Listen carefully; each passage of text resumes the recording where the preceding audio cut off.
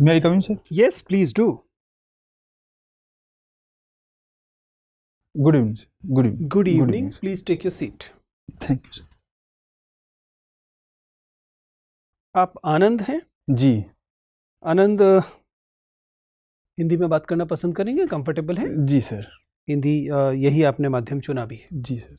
आनंद, आपने शायद महसूस किया होगा कि हम कोविड को लेकर तमाम सावधानियां बरतने की कोशिश कर रहे हैं, जी और यही वह वजह है जिसकी वजह से आपकी कुर्सी थोड़ा दूरी से रखी गई है। इसे लेकर जी ज़्यादा संवेदनशील महसूस ना करें, बिल्कुल सर। और इससे आप सुरक्षित रहेंगे, हम लोग भी सुरक्षित रहेंगे। जी हम लोग इसके अलावा मास्क पहन रहे हैं जिस समय बातचीत नहीं कर रहे हैं, और आप चाहें तो आप भी ऐसा कर सकते हैं। अगर आप पर्याप्त सुरक्षित महसूस कर रहे हैं और नहीं, आपको सर। लगता है कि आप बिना मास्क के ज़्यादा सहज होते हैं, जी तो आप मास्क हटा भी सकते हैं। हटाना चाहेंगे? Okay sir, thank you.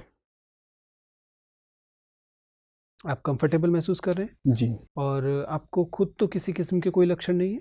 नहीं सर, कोई नहीं। ठीक है आनंद, तो मेरे ख्याल से हम लोग बातचीत शुरू कर सकते हैं। सबसे पहले मैं चाहता हूं कि आप अपने समुदाय, अपनी जाति, अपने धर्म, अपने ज़िले का कोई उल्लेख किए बिना अपना परिचय दें। सर, मेरा नाम आनंद है। मैं उत्तर प्रदेश के बहराइच जिले का निवासी हूँ। मैंने अपना ग्रेजुएशन बनारस हिंदू यूनिवर्सिटी से किया है। स्नातक सामाजिक विज्ञान संकाय से मैंने अपना स्नातक पूर्ण किया। ये कब किया आपने? सर 2016 में कंप्लीट किया। फिर आपने पीजी किस विषय में किया? सर पीजी नहीं किया है। 2016 में आपने ग्रेजुएशन किया और तब से आप बेरोजगार हैं। जी ऐसा आपने क्यों किया? आगे पढ़ाई क्यों नहीं की? चलिए, रोजगार तो सर- हमेशा आपके हाथ में नहीं था, लेकिन पढ़ाई क्यों नहीं की? उसके बाद सर मैं प्रिपरेशन की फील्ड में आ गया, तो मैं सिविल प्रिपरेशन की सर्वेंट। कैसी कौन सी फील्ड होती सर है? मैं इसके लिए तो स- केवल इतना चाहिए कि आप फॉर्म भरें और परीक्षा दें। इसमें क्या जी। फील्ड करनी है? सर मैंने सोचा कुछ शुरुआती तैयारी कर ली जाए, तो 1 साल के लिए मैं दिल्ली आ गया। तो मैंने यहाँ प्रिपरेशन अपनी की। उसके बाद मैंने 2018 में सर पहला अटेम्प्ट दिया, तो मैं उसमें मेंस तक पहुँचा, पर मेंस में मैं सफल नहीं हो पाया। फिर मैंने 2019 में अगला अटेम्प्ट दिया, जिसमें मैं आपके सामने हूँ। हाँ, आनंद, ये बताइए कि आपने तो इतिहास विषय लिया है, और जी इतिहास आपके पास एक ऑप्शन के रूप में भी है, पहले भी पढ़ा हो। जी जी तो मुझे बताइए कि जब हम इतिहास लेखन कहते हैं तो उसमें अलग अलग स्कूल ऑफ थॉट्स होते हैं, अलग अलग जी विचारधाराएं होती हैं। जी सर। इन विचारधाराओं में दो विचारधाराओं की अक्सर चर्चा की जाती है। एक तो है राष्ट्रवादी विचारधारा, जी और दूसरी है मार्क्सवादी विचारधारा। जी जिनके अंतर समझ में भी आते हैं, उनके बलाघात क्यों अलग अलग है। लेकिन मार्क्सवादी विचारधारा से ही एक और विचारधारा निकली जिसे हमने सबाल्टर्न जी स्टडीज सर, कहा। सबाल्टर्न। मुझे बताइए, इन दोनों में क्या अंतर है?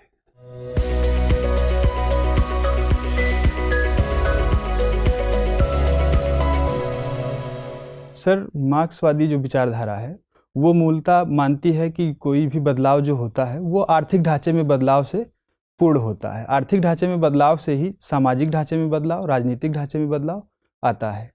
वहीं पर वो जो राष्ट्रवादी विचारधारा नहीं, है। राष्ट्रवादी की बात नहीं कर रहा हूँ जी मैं, मार्क्सवादी और सबाल्टर्न के बीच के अंतर ये जानना चाहता हूँ। सर, वो मैं ये बताना चाह रहा हूँ कि जो मार्क्सवादी विचारधारा है वो साम्राज्यवादी और राष्ट्रवादी विचारधारा के खिलाफ उभर कर आई। राष्ट्रवादी विचारधारा में जहाँ माना जाता था कि विचारधारा की अहम भूमिका है बदलाव में, वहाँ पर यह आर्थिक परिवर्तनों को मूल मानता था। तो इसके विपरीत में चूंकि मार्क्सवाद की जो विचारधारा आई, उसने मध्यकाल में और प्राचीन काल में, दोनों ही कालों में इसने देखा कि जो मुख्य धड़ा था, जो जैसे मौर्य काल का इतिहास हुआ या गुप्तोत्तर काल का इतिहास हुआ, इस तरह से। और मध्यकाल में सर जिसने माना कि जो मुगल काल है, इन सब के इतिहास पर इसने मेन फोकस किया राष्ट्रवादी विचारधारा को कंटेन करने के लिए। जबकि उपाश्रयवादी या सबाल्टर्न जो विचारधारा आई, उसने कहा कि जो नीचे का तबका है, जो मुख्य धारा में नहीं है, जैसे दलित है, पिछड़ा है, महिला है, इस तरह के जो तत्व हैं, इनको भी हमें इतिहास में शामिल करना चाहिए। इसके मुख्य विचारक के तौर पर रणजीत गुहा, पार्थ चटर्जी, ऐसे इस तरह के विद्वान सामने आए। मुझे बताइए आनंद, आप तो उत्तर प्रदेश की सिविल सेवा में आना चाहते हैं। जी उत्तर प्रदेश की सिविल सेवा जो है वह अगर उसके इतिहास को देखें, क्योंकि इतिहास के आप विद्यार्थी हैं, तो मुझे बताइए कि 1857 से पहले जी ईस्ट इंडिया कंपनी के शासन की जो सिविल सेवा थी, उसका स्वरूप क्या था? सर रिकॉल नहीं नहीं समझ पा रहे हैं। अध्ययन नहीं किया है। चलिए खैर, कोई बात नहीं। सर आप पूछें। आनंद, जी अब बहराइच से हैं। जी सर। बहराइच में कितने लोग इस समय निवास कर रहे हैं? सर करीब 36 लाख के करीब हैं लोग। क्या जनघनत्व होगा? 666 लोग पर स्क्वायर किलोमीटर। और देश का औसत क्या है? देश का औसत सर 382 व्यक्ति प्रति। तो देश के औसत से अधिक जनघनत्व वाले जिले की क्या ऐसी खास विशेषता है कि वहाँ पर इतने लोग रहते हैं? सर जैसा कि उत्तर प्रदेश की वो पूरी जो विशेषता है वो देश के जनघनत्व से ज़्यादा है, उसी हिसाब में उत्तर प्रदेश चूँकि ये गैंगेटिक प्लेन में आता है और यहाँ उपजाऊ ज़मीन है और प्राचीन काल से यहाँ जनसंख्या का निवास अन्य देश के अन्य भाग की अपेक्षा ज़्यादा रहा है। प्राचीन काल मतलब कब से? सर सिंधु घाटी सभ्यता से लेके अभी? नहीं सर, सिंधु घाटी सभ्यता से नहीं, लेकिन मध्यकाल में देखा जाता है कि यहाँ पर जो है जनसंख्या निवास करती थी। बाबर अपने बाबरनामा में उल्लेख करता है कि गंगा के मैदान में दोआब में लोग अधिक संख्या में निवास करते हैं और यहाँ पर शहर हैं, तो उस अगर परिप्रेक्ष्य में हम देखें तो यहाँ पहले से निवास किस करते फसल हैं। की खेती होती है बहराइच में? सर मुख्यतः गेहूँ और धान की खेती होती है, चूँकि तराई का फील्ड है तो गन्ना का भी उत्पादन हो जाता है। गन्ना का उत्पादन होता है, लेकिन अभी देखा जा रहा है कि गन्ना के जो कल्टीवेशन है या खेती है यह साउथ इंडिया में ज़्यादा होने लगे। जी ऐसा क्या वजह, ऐसी क्या रही थी? सर, उत्तर भारत में जैसे कि है यहाँ पर सिंचाई के साधन हम लोगों को अच्छे मिले, लेकिन यहाँ पर जो बरसात है वो हमारे पूरे साल नहीं मिलती है, महाराष्ट्र में जबकि पूरे साल दक्षिण भारत मिलती है? में सर पूरे साल हमें बरसात मिल जाती है। पूरे तो साल बरसात होती है दक्षिण भारत में? सर जो रिट्रीटिंग मानसून है और आने वाला मानसून, तो वो ज़्यादा समय तक वहाँ पर रहता है। लेकिन कुछ लोग मानते हैं कि गन्ना की खेती ही वहाँ शुष्कता का कारण है या जी किसानों की आत्महत्या का कारण है। जब बरसात पूरी होती है तो फिर सूखा क्यों पड़ता है? सर, सूखा कुछ विदर्भ वाले क्षेत्र में पड़ता है, जबकि जो कर्नाटक जो गन्ना महाराष्ट्र के निचले हिस्से में और कर्नाटक के हिस्से में ज़्यादा, तमिलनाडु में भी उगाया जाता है? तमिलनाडु में भी सर कुछ कुछ तमिलनाडु में भी किसान किसान सूखे से प्रभावित होते जा रहे हैं, जो पहले नहीं थे। जी जब से गन्ने की खेती करना शुरू किए हैं तो वहां पर भी सूखे का प्रकोप ज्यादा देखा जाने लगा जी है। जी ऐसा क्यों? सर, चूंकि गन्ना जो एक सिंचाई प्रधान या वर्षा जल प्रधान जो कृषि है, इस कारण सर वैसे एग्जैक्ट कारण नहीं बता पाऊंगा। अच्छा, आपके जीवन में 4 आनंद के क्या क्षण रहे हैं जब आप पूरी तरह से आनंदित हो गए थे एकदम? जी, पहला तो सर रहा जब मैं बीएचयू में मैंने एंट्रेंस पास किया, वहाँ मेरा एडमिशन हुआ, तो वो मुझे एक बहुत आनंददायी फल रहा। सपना था बीएचयू में पढ़ना? जी, सपना था, तो ठीक है। वहाँ पर मैं गया। उसके बाद सर मेरा भाई फिल्म लाइन में काम करता है, तो उसने फिल्म प्रोडक्शन के फील्ड में काम किया, तो उसको जब पहली फिल्म मिली तो वो मेरे लिए बहुत खुशी का पल रहा। ठीक है। तीसरा सर जो मैंने मेंस पास किया और इंटरव्यू में आया हूँ, तो इसकी खुशी बस। और चौथा? 4 पूछा था मैं। चौथा सर ऐसा कोई बड़ा खुशी नहीं रहा, पर अब परिवार के लोगों की उपलब्धियाँ ही मेरे लिए, और मेरी उपलब्धियाँ कुछ ज़्यादा भी रही नहीं, 2 ही थी, तो वो मैंने आपको मेंशन किया। अच्छा, उत्तर प्रदेश में कितने जिले हैं? सर 75 जिले। सबसे बड़ा जिला कौन सा है जनसंख्या की दृष्टि से? सर प्रयागराज। और क्षेत्रफल के नजरिए से अगर देखें हम लोग तो सबसे छोटे 4 जिले कौन से हैं उत्तर प्रदेश के? सर संत रविदास नगर, महोबा, सॉरी 2 ही बताओ। उत्तर प्रदेश का राजकीय पशु क्या है? बारहसिंगा है। और राजकीय वृक्ष? राजकीय वृक्ष सर सॉरी नहीं पता। राजकीय पुष्प? पलाश है शायद, मेरी कॉल कर। पुष्प? जी, राजकीय पुष्प तो सॉरी सर। ये पलाश को कब घोषित किया गया था राजकीय वृक्ष? जी सर। पलाश किस तरह का वृक्ष है? जैसे बहुत सारे वन पाए जाते हैं भारत में, जी जी तो किस तरह के वेजिटेशन में आता है पलाश? सर सॉरी सर, देखा नहीं। उत्तर प्रदेश में फॉरेस्ट कवर कितना है? सर 6.5% के आसपास है। 6.5% के आसपास है। और उत्तर प्रदेश में मुख्य रूप से कौन से वन पाए जाते हैं? मुख्य रूप से सर उष्णकटिबंधीय पर्णपाती वन पाए जाते पर्णपाती वन हैं। जी 2 तरह के होते हैं, एक आर्द्र पर्णपाती वन होते हैं, एक शुष्क पर्णपाती वन होते हैं। सर, जो तराई का क्षेत्र है वहाँ पर मुख्यतः आर्द्र पर्णपाती वन पाए जाते हैं, और जो बुंदेलखंड का और पश्चिम का इलाका है यहाँ पर शुष्क पर्णपाती। दोनों में क्या अंतर होता है? सर अंतर होता है, एक में बरसात ज़्यादा दिनों तक होती है, करीब 80 से सॉरी सर, ज़्यादा वाले में सर 120 से 150 दिनों तक होती है, और यहाँ पर 80 से 120 के आसपास। तो फिर पत्ते क्यों गिरा देते हैं?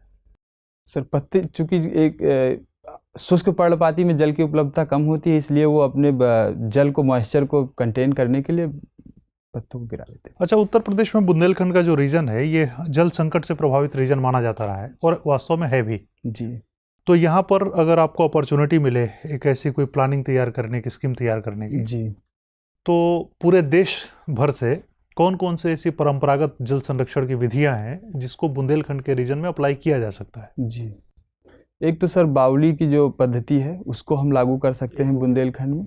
दूसरा, जो हम लोग पुराने समय से कुएं बनाते थे, तो बुंदेलखंड में कुआं बनाना समझ रहे हैं? बुंदेलखंड की संरचना कैसी है? सर पठारी है। तो वहाँ पर कुआं बनाना आसान है? जी कठिन है, पर हम वहाँ पर गहरे कुएं बना सकते हैं, जिससे वहाँ पर हम जल को, वर्षा के जल को कुएं में संरक्षित कर सकते हैं। और तीसरा है तालाब का निर्माण कर सकते हैं, और इंटीग्रेटेड वाटरशेड मैनेजमेंट के तहत हम जो वर्षा का जल है वहाँ संचित कर सकते हैं। अच्छा, और जी बस सॉरी, और आगे कितनी वर्षा होती है उधर वहाँ पे? सर 60 से 70 सेंटीमीटर के आसपास। उत्तर प्रदेश के राज्यपाल का क्या नाम है? आनंदीबेन पटेल। और कहीं की राज्यपाल हैं ये भी? जी पता नहीं। ठीक है सर। आनंद, राष्ट्रीय प्रतीक चिन्ह, जी इनका क्या महत्व है? सर राष्ट्रीय प्रतीक चिन्ह हर देश के सर एक पहचान होती है। हम उस पहचान को अपनी संस्कृति और विरासत से जोड़ करके देखते हैं। तो हमारे विरासत को याद करने के लिए, हमारे महत्व को, पूरा प्राचीन महत्व को बताने के लिए राष्ट्रीय प्रतीक सर काम आते हैं, इसलिए हम उनको। सिर्फ इसी काम आते हैं कि हम अपना विरासत बता सकें, या इसका कोई और भी महत्व है? इसका महत्व है सर कि अंतर्राष्ट्रीय स्तर पर भी हम एक अपनी देश की एक पहचान देते हैं। तो चूंकि लोगों के तौर पर, एक पहचान के तौर पर भी हम उसे अच्छा, याद कर राष्ट्र क्या होता है? सर राष्ट्र एक सांस्कृतिक भावना है, जहाँ पर हम भाषा या संस्कृति, इसके आधार पर अपने को एक किसी क्षेत्र से जोड़ करके देखते हैं। राष्ट्र कहलाता है। जी तो भारत एक राष्ट्र है? जी कह सकते हैं। कह सकते हैं, मतलब विश्वास नहीं है? नहीं सर, है। भारत एक राष्ट्र है। जी राष्ट्र भावना होती है, जिसमें हम लोग क्या होते हैं, एक दूसरे के साथ क्षेत्र से जोड़ के देखते हैं कि एक दूसरे के साथ जुड़ाव महसूस करते हैं। सर एक दूसरे के साथ जुड़ाव महसूस करते हैं। तो पूरे भारत में एक दूसरे के साथ बहुत मजबूत बॉन्डिंग है। जी है।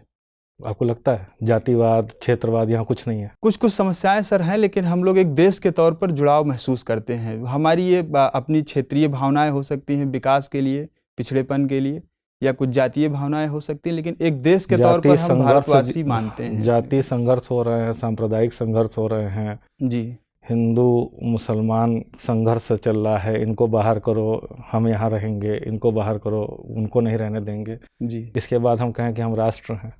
जी है, क्योंकि हम लोग अपने जो कंसर्न है, आपसी कंसर्न है, उनको सुलझाने के लिए ऐसे कर, चूँकि कोई भी जातीय संघर्ष है या जो क्षेत्रवाद को लेकर के जो कोई भी आंदोलन उठ रहा है, या जिसे हम सामाजिक आंदोलन कह सकते हैं, वो कहीं ना कहीं लोकतंत्र को मजबूत करने के लिए भी है, क्योंकि किसी भी वर्ग या समुदाय की आवाज़ आ रही है कि अगर ये है जी, इतने विभेद हैं, संघर्ष हैं, खूनी संघर्ष हैं, जी, फिर हम कैसे कहें कि हम एक राष्ट्र हैं?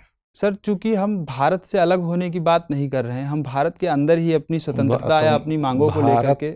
जी, जब भावना के रूप में होगा तब ना राष्ट्र होगा। तो भूमि, आप दायरा बता रहे हैं, राष्ट्र क्या दायरों में सीमित होता है? नहीं सर, राष्ट्र दायरों में सीमित नहीं है, लेकिन हमारे जो प्रतीक हैं, हमारी संस्कृति है, विरासत है, उससे हम लोग आपस में जोड़ करके देखते हैं। तो उससे अलग होने की भावना किसी में नहीं है। हम देश के अंदर अपने सुधारों को चाहते हैं। कोई बात नहीं।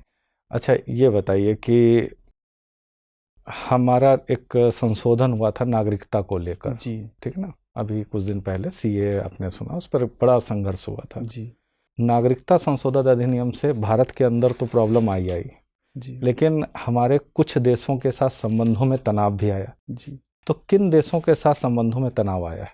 सर मुख्यतः पाकिस्तान और बांग्लादेश के साथ तनाव देखा गया है। चूँकि हम 6 धर्मों को डिनोट करके उनको भारत में शामिल करने की बात कर रहे हैं, बाकी किसी खास धर्म को या उससे जो बाहर हैं उनको हम ऐसा प्रस्ताव है कि उनको नागरिकता नहीं प्रदान करेंगे।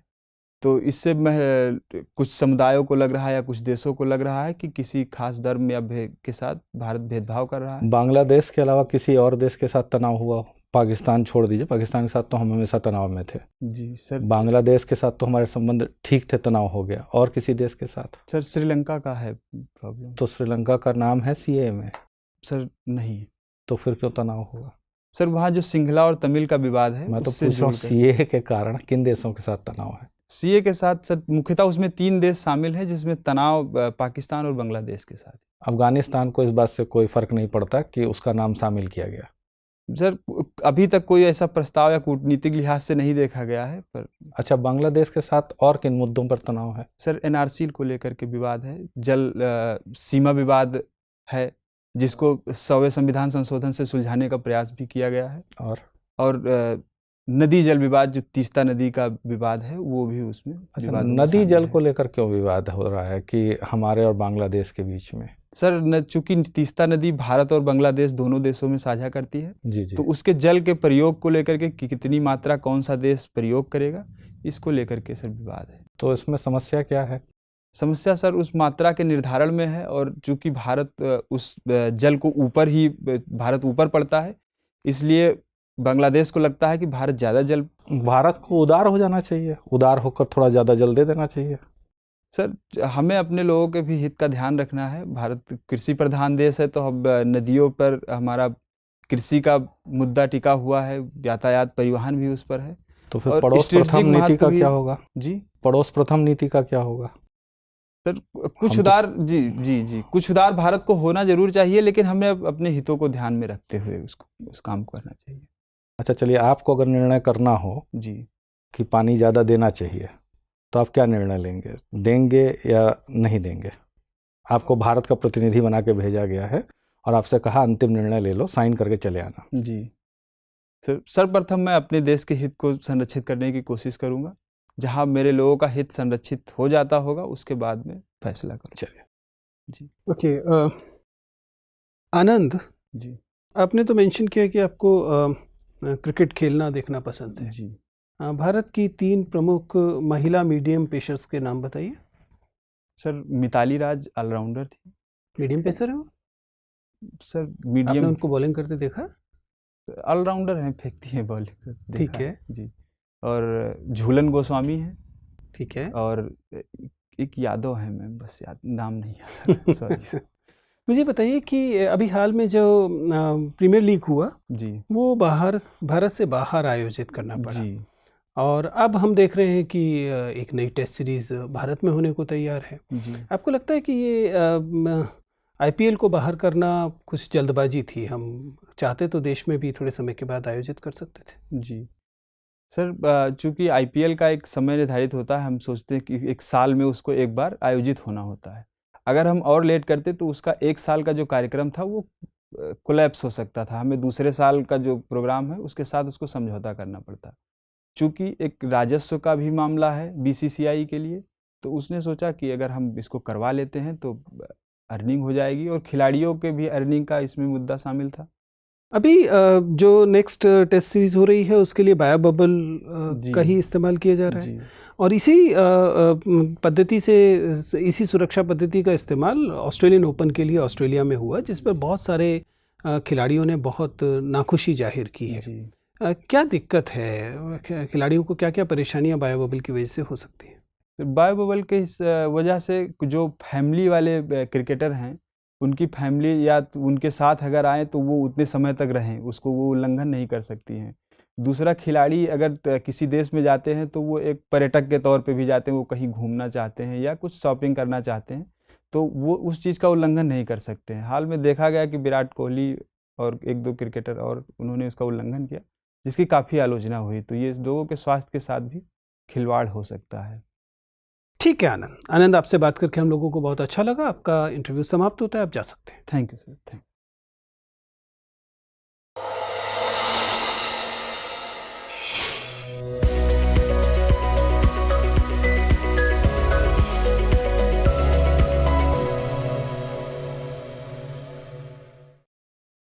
मे आई कम इन सर? आइए आनंद, बैठिए। Thank you. आनंद, आपका इंटरव्यू 4 फरवरी को है। जी कैसा लग रहा है? किन एरियाज में आपको लग रहा है कि ठीक जा रहा है? कहाँ आपको लग रहा है कि सर यहाँ थोड़ा सा और देखना पड़ेगा? सर, उत्तर प्रदेश के मुद्दों में कुछ मैं फैक्चुअल तैयारी नहीं कर पाया, क्योंकि सर मेरा मेंस था 2020 का, 25 को सर खत्म हुआ, तो वही कुछ काफी उसके लिए समय विद्यार्थी नहीं ऐसे मिल आ पाया मुझे तैयार करने। आनंद, बाय एंड लार्ज मुझे कोई मेजर सुझाव आपको नहीं देना है। जी आप अच्छे कैंडिडेट हैं, नॉर्मली आप फिलहाल रेडी दिखाई दे रहे हैं, कोई खास बदलाव की ज़रूरत नहीं दिखाई दे रही। पर्सनैलिटी वाइज आप अच्छे दिखाई दे रहे हैं, और मैं सुझाव केवल बालों में दे सकता था, बाल बढ़ नहीं सकते 4 दिन में, इसलिए जैसे हैं वैसे ठीक है। ठीक है ना, जनरली अच्छे लग रहे हैं, बैठने का तरीका अच्छा है, सिवाय इसके कि अगर बहुत मजबूरी ना हो तो हैंड क्लैस्पिंग ना करें। वो सर बीच बीच में प्रॉब्लम मैं खुद महसूस कर रहा था कि मैं हाथ अगर ऐसा है कि हाथ चल जाते हैं तो फिर ठीक है, इसलिए मैंने कोशिश किया। आज पहला दिन था सर मेरा। हम लोग भी लोगों को सुझाव देते हैं कि अगर देखिए सबसे अच्छा तरीका है ऐसे रखना हाथ, जी ठीक है, रखिए जरा, सबसे सही तरीका ये है। लेकिन अगर आपको ये आदत है कि आप बहुत ज्यादा हाथ चलाते हैं, जी उस केस में आप मजबूरी में बांध सकते हैं। कहीं कहीं सर जब देखिए, प्रॉब्लम थोड़ा बहुत कुछ मूवमेंट से इश्यूज फंस जाते हैं तो वहां पर प्रॉब्लम सर आती है। थोड़ा बहुत मूवमेंट से चिंता नहीं कीजिए, जी। लेकिन ज़्यादा मूवमेंट है तो बांधिए। मैं इसलिए कह रहा हूँ कि ये बाकी सालों से अलग भिन्न इसलिए है कि वहाँ पर भी इस बार डिस्टेंस है जी जो सुनने में आया है। जिसका क्या मतलब है? इसका मतलब है कि आपकी पूरी बॉडी दिखाई दे रही है। जी पहले टेबल के नीचे चला जाता था तो हाथ बंधा भी रहे तो फर्क नहीं जी। पड़ रहा, कुछ एक आध मेंबर को दिखता था, बाकी लोगों को नहीं दिखता था। अब सबको पूरी बॉडी दिखाई दे रही है, जी तो उसको आप थोड़ा सा देख सकते हैं। बाकी जनरली चीज़ें आपकी अच्छी हैं, आपका सिटिंग पोस्चर अच्छा है, वॉइस लेवल अच्छा है, हैंड मूवमेंट ठीक है। एक आध जगह पे वॉइस लेवल नीचे जाता है जब आपको किसी सवाल का उत्तर नहीं आता तो जी। धीमी हो जाती है आवाज़, जी। बट अदरवाइज ठीक है। आई कांटेक्ट ठीक है, फ्लो भी अच्छा है। एक छोटी सी सलाह ये है कि आमतौर पर जब तक, आमतौर पर क्या, लगभग सदैव गोल्डन रूल की तरह मान लीजिए, कभी भी वाक्य का आरंभ न से नहीं करना है। जी आप समझ पा रहे हैं? मैं ये नहीं कह रहा कि आप न नहीं बोलिए, न बोल जी। सकते हैं, लेकिन इस न शब्द को कहाँ ले जाएंगे? वाक्य के अंत में ले जाएंगे। जी वाक्य की शुरुआत कभी ना से नहीं होनी चाहिए। किसी भी इंटरव्यू में इस बात को सामान्यतः माना जाता है। कारण क्या होता है कि ना एक निषेधात्मक वो जी। है, तो निषेध आप कर सकते हैं, मना कर सकते हैं, लेकिन मना करने में एक ज़्यादा सुघड़ तरीका क्या होगा कि वाक्य को सामान्य शुरू कीजिए और ना को अंत की तरफ ले जाइए। जी सही ना? मान लीजिए, नहीं मैं ऐसा नहीं मानता के स्थान पर होगा, सर आपकी बात एक पक्ष आपका है, किंतु मेरी राय इससे भिन्न है, या जी। मैं ऐसा नहीं मानता। नहीं आ गया लेकिन बाद में आया, ठीक है ना? ये एक छोटा सा काम आप कर सकते हैं। बाकी जिन एरियाज़ में आपको लगता है कि आपकी राय आपकी एकदम निश्चित बनी हुई राय है और बोर्ड मेंबर से मान लीजिए कोई टकराव थोड़ी देर चल रहा है, मैं हमेशा 3 का रूल देता हूँ। जी 1 2 3, यानी कि एक बार आपने कह दिया, जी दूसरी बार आपने बात दोहरा दी, तीसरी बार आपने, इसके बाद ट्रैक कर लीजिए। इसका मतलब है कि अब बोर्ड मेंबर जो है आपसे ना सुनने के मूड में नहीं है, ठीक है ना? तो ये ईगो का इशू आ गया। ईगो का से नुकसान एक ही व्यक्ति का हो सकता है और वो आप हैं। तो क्यों? तो 3 का रूल आप भी दिमाग में रखिए कि मैं 3 बार से ज़्यादा एक बात को नहीं दोहराऊंगा। आपने अपनी बात कह दी और ठीक तरीके से कह दी, तो अब ये छोड़ दीजिए बोर्ड के ऊपर, जी ठीक है ना? बाकी चीज़ें आप शानदार कर रहे हैं, कोई किसी चीज़ में मुझे कोई परेशानी नहीं दिखाई दे रही है। आपके पास फैक्चुअल आपको लग रहा है कम है, फैक्चुअल ठीक है। एक आध जी। जाहिर है कि ये तो असीम ज्ञान जी। राशि है। आप 1000 फैक्ट याद करके जाएंगे, वो 1001वां पूछ लेंगे, जी लेकिन ठीक है, आपने सामान्यतः आपके पास जानकारी है, जितना समय आपके पास है और ब्रशअप कर लीजिए, लेकिन उसकी चिंता मत कीजिए, जी ठीक है ना? बाकी चीज़ें जनरली आप अच्छा कर रहे हैं, बिल्कुल खुश होकर इंटरव्यू दीजिए और अच्छे से सिलेक्शन लीजिए। सर जैसे आपने जो ओपिनियन बेस्ड क्वेश्चन पूछा था, वो तीस्ता वाला विवाद और ये सीएए का, तो सर देखिए, सामान्यतः सीए वाले में अकेली जो चिंता की बात थी वो ये थी कि बांग्लादेश, चूंकि हमने कहा कि जी वे लोग जो कि परसिक्यूटेड माइनॉरिटीज हैं, जी इसका मतलब ये आरोप है अपने पड़ोसी देशों पर कि आप जी। अपनी माइनॉरिटीज को परसिक्यूट करते हैं, तो किसी को भी बुरा लगेगा। सर बांग्लादेश ने अपनी इस बात को जग जाहिर किया, जाहिर है उसको ऐसा करने का उसमें हक है। मैं सोच रहा था कि सीए को मैं एनआरसी से जोड़ करके बताऊं तो थोड़ा क्लियरिटी सर अगर हो इतनी जाती। लंबी चर्चा हो तो है, लेकिन जी। इंटरनेशनल रिलेशन का सवाल पूछा गया था, जी। डोमेस्टिक पॉलिटिक्स का पूछा नहीं गया था। तो आइडिया सिर्फ ये था कि आप किसी को ये क्यों कहें कि भाई आप अपनी माइनॉरिटीज जी। को परसिक्यूट करते हैं। बिल्कुल। और उसमें एक केस ऑलरेडी हो चुका था ना कि वहाँ पर युवाओं ने जी ऑलरेडी इंडिया के फेवर में मूवमेंट चला रखा था। जी तो फिर उस केस में ये ध्यान रखना कि उनके साथ हमारे जो रिलेशन हैं वो बहुत अच्छे बने हुए थे। जी एक सीए ने, जैसे वो सेकुलरिज्म को बहुत सपोर्ट कर रहे थे, इंडियन जी। सेकुलरिज्म को बहुत ज़्यादा सपोर्ट कर रहे हैं। तो इंडिया अगर इस तरह का कोई लॉ लाता है, इस तरह का कोई एक्ट लाता है और उसमें बांग्लादेश का नाम रखता है जो अगेंस्ट सेकुलरिज्म चला जाए उसकी अपनी छवि के, तो जाहिर सी बात है कि प्रो इंडियन जो उनकी वेव थी उसको भी नुकसान पहुंच रहा है। जी तो हमें ये ध्यान रखना है कि भाई सबसे बड़ा कंसर्न हुआ है। और कुछ अफगानिस्तान के साथ हमारे रिलेशन ठीक ठाक थे। जी ये ठीक है कि अफगानिस्तान की गवर्नमेंट अभी इस स्थिति में नहीं है कि वो जी, सीधे सीधे विरोध कर लेकिन सके, जी। वहाँ पे भी थोड़ा सा इंडिया के ये मुद्दा मैं कहना चाहता था, पर मुझे लगा सर ये निगेटिव हो जाएगा उनके ठीक है, नहीं, वैसे disfavor में विश्लेषण जाएगा। आपका सही था, कोई दिक्कत नहीं है। मतलब Okay. देखिए, तो प्रश्न आएगा तो आपको चलिए, all the best. Thank you sir, thank you.